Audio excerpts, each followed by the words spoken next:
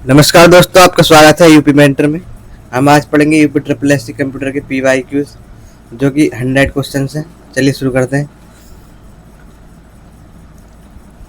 CDEC संस्था कहाँ स्थित है? तो यह है पुणे में। भारत का पहला सुपर कंप्यूटर कौन सा है? तो वो है परम 8000। भारत का वर्तमान में सबसे तेज सुपर कंप्यूटर वो है ऐरावत। भारत का स्वदेशी OS कौन सा है ऑपरेटिंग सिस्टम? तो है boss, Bharat operating system solutions. Boss किस सिस्टम पर आधारित है? तो boss Linux open source system पर आधारित है। ऑपरेटिंग सिस्टम के मुख्य कार्य तो क्या होते हैं? Process, device, memory and file management करना। ऑपरेटिंग सिस्टम में डेडलॉक क्या है? जब दो प्रोसेसर एक दूसरे के संसाधन की अनंत प्रतीक्षा करते हैं तो उसे क्या कहते हैं? डेडलॉक। चलिए आगे देखते हैं। हैकर कौन कौन से प्रकार के होते हैं? तो एक होता है ब्लैक हैट हैकर जो कि अनैतिक, अनएथिकल और खतरनाक कार्य करते हैं। ये डेटा चुराते हैं और मेलवेयर डालते हैं और नुकसान पहुंचाने का कार्य करते हैं सिस्टम को।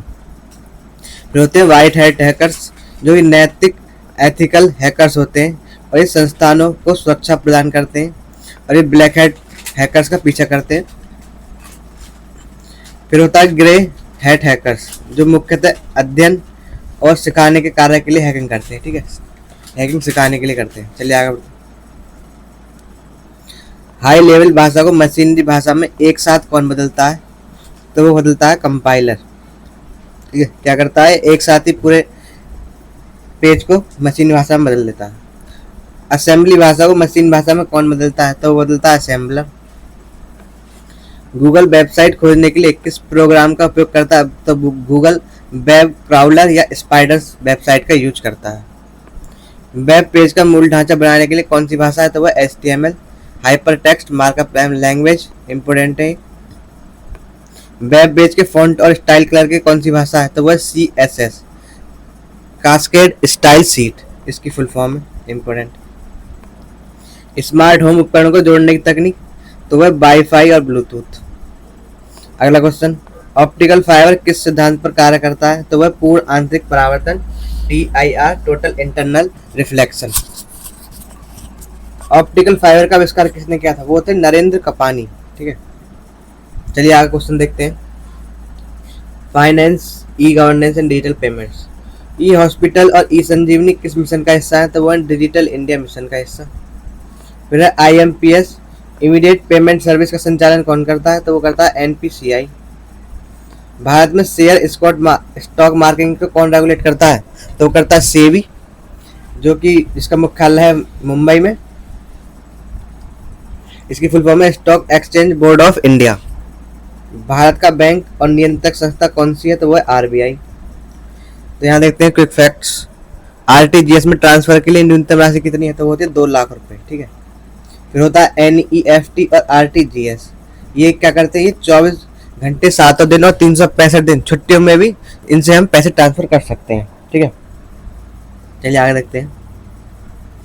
अब देखते हैं internet protocol and master port number. तो HTTP hyper text transfer protocol का पोर्ट कितना है? 80 है। फिर है HTTPS, इसका पोर्ट है 443। FTP फाइल ट्रांसफर प्रोटोकॉल, इसका पोर्ट नंबर है 21। SMTP simple mail transfer protocol, इसका पोर्ट नंबर है 25। ठीक है, एक बार आप इसका HTTPS का इसका चेक कर लेना है एक बार गूगल पर। चलिए आगे देखते हैं। मेमोरी यूनिट हायरार्की बिट से जियो बाइट तक। ठीक है, तो सबसे पहले आते हैं बिट।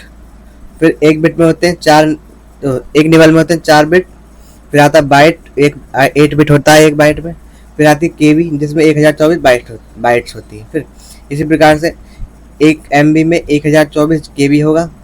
फिर 1 GB में 1024 MB होगा। तो इसी तरह ये ऊपर बढ़ती जाती है। TB, PB petabyte, EB exabyte, ZB जोटाबाइट और YB योटाबाइट, VB ब्रोटोबाइट और फिर आती है जियो बाइट, सबसे बड़ा है। ठीक है, जियो बाइट्स। तो ये आपको इंक्रीजिंग ऑर्डर में याद रखना है, कभी कभी क्रम में पूछ लिया जाता है लगाने को। फिर देखते हैं सॉफ्टवेयर लाइसेंस और MS ऑफिस। मुफ्त सॉफ्टवेयर जिनका सोर्स कोड पब्लिक नहीं होता वो कौन से होते हैं? होते हैं फ्रीवेयर, जैसे कि एडोब रीडर है, ये फ्री मुफ्त में उपलब्ध होते हैं, ठीक है।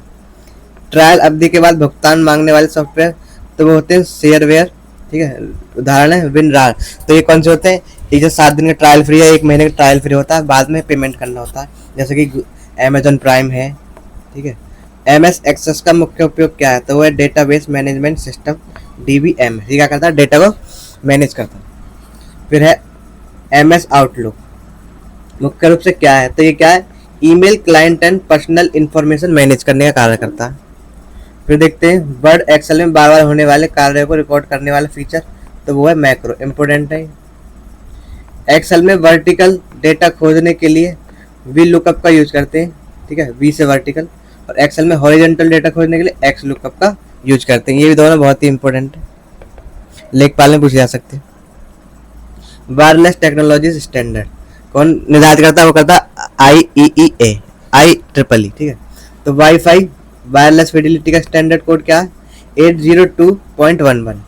लैन या ईथरनेट का 802.3 है, और ब्लूटूथ का है 802.15, ठीक है, इंपॉर्टेंट है, ये पूछा जा सकता है आपसे। आगे देखते हैं हम advance tech, AI, blockchain and edge computing. तो ब्लॉकचेन में प्रूफ ऑफ वर्क क्या है, तो ये नए ब्लॉक को जोड़ने और लेन देन स्थापित करने का तंत्र है एक तरह का, ठीक है। जो बिटकॉइन होते हैं उसमें भी ब्लॉकचेन का यूज किया जाता है, ब्लॉकचेन में। असली लगने वाली नकली वीडियो बनाने की किस AI का उपयोग होता है, तो डीप फेक जो होती हैं जो वीडियो, उनमें JAN, जनरेटिव एडवर्सियल नेटवर्क का यूज होता है, ठीक है। अगला क्वेश्चन देखते हैं, डेटा स्टोरेज के पास प्रोसेसिंग करके लेटेंसी कम करना, मतलब देरी कम करना क्या कहलाता है, एज कंप्यूटिंग कहलाता है, इंपॉर्टेंट क्वेश्चन है। सरफेस वेब क्या है, इंटरनेट का वह हिस्सा जिसे गूगल इंडेक्स कर सकता है, उसे सरफेस कहते हैं। डार्क वेब को एक्सेस करने के लिए कौन सा ब्राउजर का यूज करते हैं, तो होता है टॉर ब्राउजर, ठीक है। द ऑनियन राउटर से हम वो कर सकते हैं ब्राउज। फिर है hardware, printer and cache memory. तो मेमोरी एंड CPU देखते हैं। कैश मेमोरी कहाँ लगाई जाती है, तो ये CPU और रैम के बीच में लगाई जाती है, इंपॉर्टेंट। कहाँ लगती है कैश मेमोरी, ये CPU और रैम के बीच में लगती है। सबसे तेज कैश मेमोरी कौन सी, तो वो है LI cache memory. Cache memory क्षमता किस मैट्रिक से मापते हैं, तो वह हिट रेशो से। अगला क्वेश्चन, CPU की स्पीड किस में मापते हैं, क्लॉक स्पीड में मापी जाती है। अब देखते हैं पेरिफेरल डिवाइस में होते हैं जो कंप्यूटर में अलग से जोड़े जाते हैं, ठीक है, जैसे माउस है, कीबोर्ड है और पेन ड्राइव है, इस तरह का। माउस के आविष्कार कौन है, तो वह डगलस एंजलबर्ट। प्रिंटर की स्पीड किस में मापते हैं, तो PPM में मापते हैं, पेज पर मिनट में, इंपॉर्टेंट है ये भी। प्रिंटर की क्वालिटी किस में मापते हैं, तो क्वालिटी मापते हैं DPI, डॉट पर इंचेस में। ये सारे इंपॉर्टेंट है। पॉइंटिंग डिवाइस के उदाहरण कौन कौन से, माउस है, ट्रैक बॉल है, जॉयस्टिक है आदि, जबकि स्कैनर कोई पॉइंटिंग डिवाइस नहीं है। आगे देखते हैं antivirus and utility software. Antivirus किस श्रेणी का सॉफ्टवेयर है, तो वही यूटिलिटी सॉफ्टवेयर, ठीक है। यूटिलिटी कौन से होते हैं, जो रखरखाव काम करते हैं, सिक्योर करने का काम करते हैं कंप्यूटर में। पहले से ज्ञात अननोन वायरस को पकड़ने वाला एंटीवायरस, तो वह सिग्नेचर बेस्ड एंटीवायरस, ठीक है।